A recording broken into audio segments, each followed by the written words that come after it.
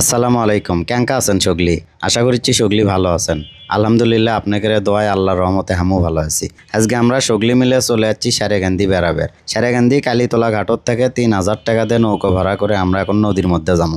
সারাদিনের জন্য ৩,০০০ টাকা নৌকা ভাড়া আমার মনে হয় বেশি আছে। দাম দর করলে আমার মনে হয় আরেকটু কমে পাওয়া গেল না। যাই হোক, সময় কমের কারণে আমরা কোনো দাম দর না করে ৩,০০০ টাকা দিয়ে নৌকা লিয়ে সহজা রওনা দেন সারেগান্ধী যমুনা নদীর মধ্যে ঘুরে বেড়ামো। আর আমাদের বগুড়ার বিখ্যাত আলুঘাটি রান্না হবে এই নৌকার মধ্যে।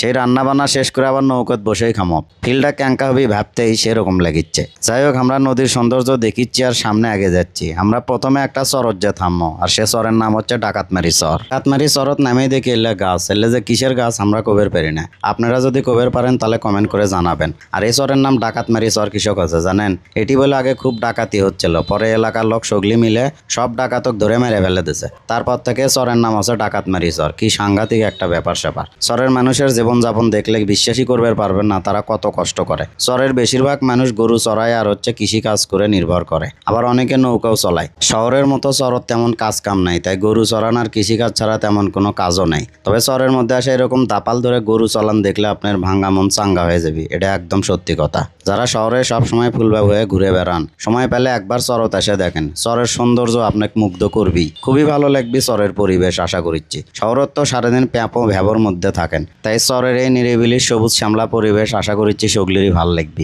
আমাদের সাথে হুজুরও গেছিল বেড়াবের, আর আমি চরত ড্রোন ছাড়া বেড়াবের দম। এটা আপনারা কেমনি ভাবলেন? তো আমার ডন উড়ন থেকে হুজুর সেই ভাবলে হেঁটে আসিচ্ছে। ডাকাতমারি চর ঘোরা শেষ করে আমরা আবার নৌকো তুটে পড়ল, আর আমাকে নৌকো ছাড়ে দিল আরেক চরের উদ্দেশ্যে। নৌকো ছাড়ে দেওয়ার পরে নৌকার মধ্যে শুরু হয়ে গেল কোটা বাসা। কারণ দুপুরবেলাতে আমরা খামো বগুড়ার বিখ্যাত আলুঘাটি। সেই আলুঘাটি রান্না করা হবে এই নৌকার মধ্যে বসে থাকে। নৌকোতে একদিকে রান্না বান্না চলেছে, অন্যদিকে খোশ গল্পে মজে গেছে সগলি। আরেকদিকে খাজা খেলু আলু সিদ্ধ করলে ঠান্ডা পানির জন্য বসে আছে। আলু সেলা হয়ে গেলে তারপরে ছানাছানি শুরু করা হলো। আলু না ছানলে আলুঘাটি মজার হয় না। কিছু কিছু আলু দেখি সেদ্ধই হয়নি, আসলে জাত খারাপ, এই জন্যই সেদ্ধ হয়নি। তারপরে আধা ভাঙা করে দিয়ে সসপ্যানের মধ্যে লাড়াচাড়া শুরু করে দিল খাজা খেলু। আর সগলি অধীর আগ্রহে বসে আছে কখন আলুঘাটি হবি ভাত খামো। কারণ প্রায় 2টা বাজে, সগলিরই পেটত সেরম খিদে লেগে গেছে। খাওয়ার জন্য সবাই অধীর আগ্রহে বসে আছি। এরই মধ্যে বলক উঠছে আলুঘাটি, দেখতেই পারেছেন বুটবুট বুটবুট করিচ্ছে। তারপরে আবার না ঘাটে ঘুটে দিয়ে লবণ চেক করা হলো।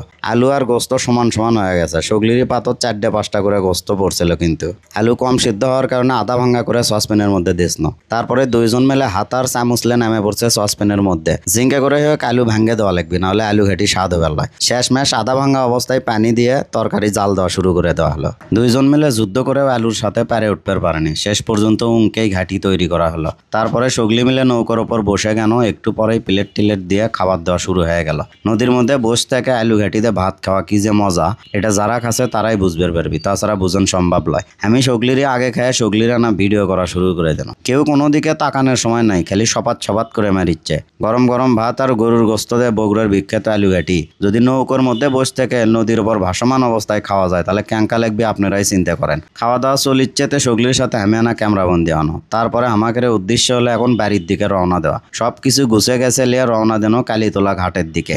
আস্তে আস্তে আমাদের নৌকা ঘাটত ভিড়ল, তারপর নামে বাড়ির দিকে ঘাটালেন। আমাদের এই ভ্রমণ ক্যাঙ্কা লাগলো কমেন্ট করে জানাবেন।